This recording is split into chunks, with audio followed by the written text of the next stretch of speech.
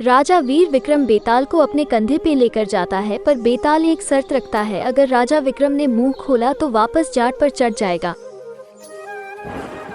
तो चलिए कहानी को शुरू करते हैं। समुद्र किनारे बसे नगर ताम्रलिपि के राजा चंद्रसेन के पास सत्वशील नाम का युवक नौकरी मांगने आता है, पर चंद्रसेन के सिपाही सत्वशील को उनके पास जाने नहीं देते हैं। सत्वशील हमेशा इसी ताक में रहता है कि किसी तरह राजा से मिला जाए। एक दिन राजा की सवारी जा रही होती है। गर्मी अधिक होने के कारण राजा चंद्रसेन को बहुत तेज प्यास लग जाती है। बहुत खोजने पर भी उन्हें पानी नहीं मिलता। ऐसा लगता है मानो प्यास से जान ही निकल जाएगी। तभी उन्हें मार्ग में खड़ा एक युवक दिखता है। वो कोई और न सत्वशील ही होता है, जो जानबूझकर पहले से राजा के मार्ग पर मौजूद रहता है।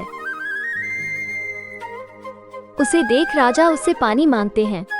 सत्वशील फौरन राजा की प्यास बुझा देता है और साथ ही खाने के लिए उन्हें फल देता है। चंद्रसेन सत्वशील से प्रसन्न होकर पूछते हैं कि वो उनके लिए क्या कर सकते हैं। सत्वशील मौका देख अपने लिए नौकरी मांग लेता है। राजा चंद्रसेन उसे काम दे देते हैं और कहते हैं कि वो उसका उपकार याद रखेंगे। धीरे धीरे सत्वशील राजा का करीबी बन जाता है।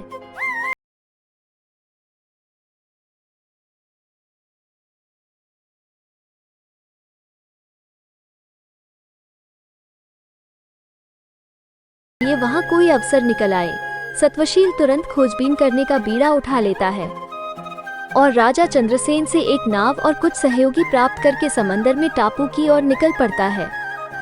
टापू के पास पहुंचते ही सत्वशील को एक झंडा पानी में तैरता नजर आता है। उसे देख सत्वशील तुरंत हिम्मत करके पड़ताल करने के लिए पानी में कूद पड़ता है। सत्वशील अचानक खुद को टापू की जमीन पर पाता है, जहां एक सुंदर युवती संगीत सुन रही होती है। वो उस टापू की राजकुमारी होती थी और उसके आसपास अन्य युवतियां भी होती है। सत्वशील उसे अपना परिचय देता है और राजकुमारी सत्वशील को भोजन करने का प्रस्ताव देती है और खाने से पहले एक पानी के छोटे तालाब में स्नान करने को कहती है। सत्वशील जैसे ही पानी में नहाने जाता है, वो खुद को ताम्रलिपि के महल में राजा चंद्रसेन के पास पाता है और इस चमत्कार को देख चंद्रसेन भी चकित रह जाते हैं। चंद्रसेन खुद इस रहस्यमय जगह पर जाने का फैसला कर लेते हैं और वहां जाकर उस टापू को जीत भी लेते हैं। उस टापू की राजकुमारी विजेता चंद्रसेन को उस टापू का राजा घोषित करती हैं।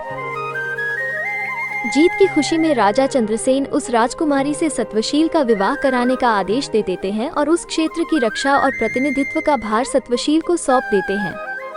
इस तरह चंद्रसेन सत्वशील के उपकार का बदला चुकाते हैं। इतनी कहानी बताकर बेताल चुप हो जाता है और राजा विक्रम से प्रश्न करता है कि दोनों में से अधिक बहादुर कौन था, सत्वशील या टापू जीतने वाला राजा चंद्रसेन।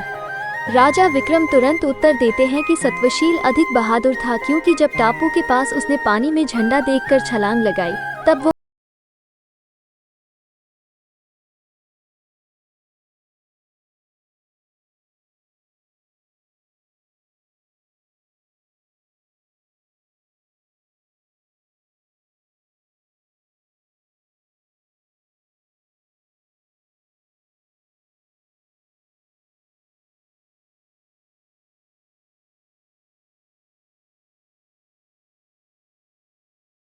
चलिए और एक कहानी सुनाता हूँ, कछुआ और खरगोश की। चलिए शुरू करते हैं। एक बार खरगोश को अपनी तेज दौड़ने पर घमंड हो गया और वो जो मिलता उसे रेस लगाने के लिए बोलता रहता। कछुए ने उसकी चुनौती स्वीकार कर ली। रेस शुरू हुई। खरगोश तेजी से भागा और काफी आगे जाने पर पीछे मुड़कर देखा। कछुआ कहीं आता नजर नहीं आया। उसने मन ही मन सोचा, कछुए को तो यहाँ तक आने में बहुत समय लगेगा, चलो थोड़ी देर आराम कर लेते हैं। और वह एक पेड़ के नीचे लेट गया। लेटे लेटे कब उसकी आंख लग गई पता ही नहीं चला। उधर कछुआ धीरे धीरे मगर लगातार चलता रहा। बहुत देर बाद जब खरगोश की आंख खुली तो कछुआ अपनी मंजिल तक पहुंचने वाला था। खरगोश तेजी से भागा, लेकिन तब तक बहुत देर हो चुकी थी और कछुआ रेस जीत गया। रेस हारने के बाद खरगोश निराश हो जाता है। वो अपनी हार पर चिंतन करता है और उसे समझ आता है कि वो अभिमानी होने के कारण ये रेस हार गया। उसे अपनी मंजिल तक पहुंचकर ही रुकना चाहिए था। अगले दिन वो फिर से कछुए को दौड़ की चुनौती देता है।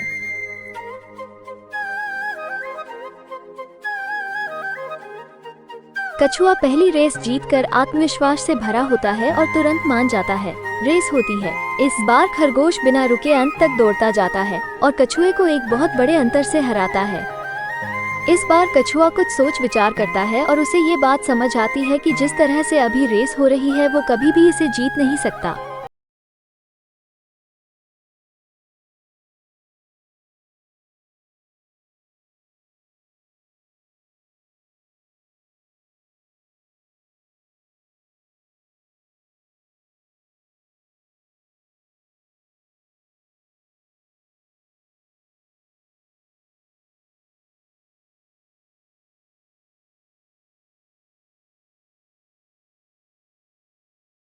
पहुंचकर रेस जीत जाता है।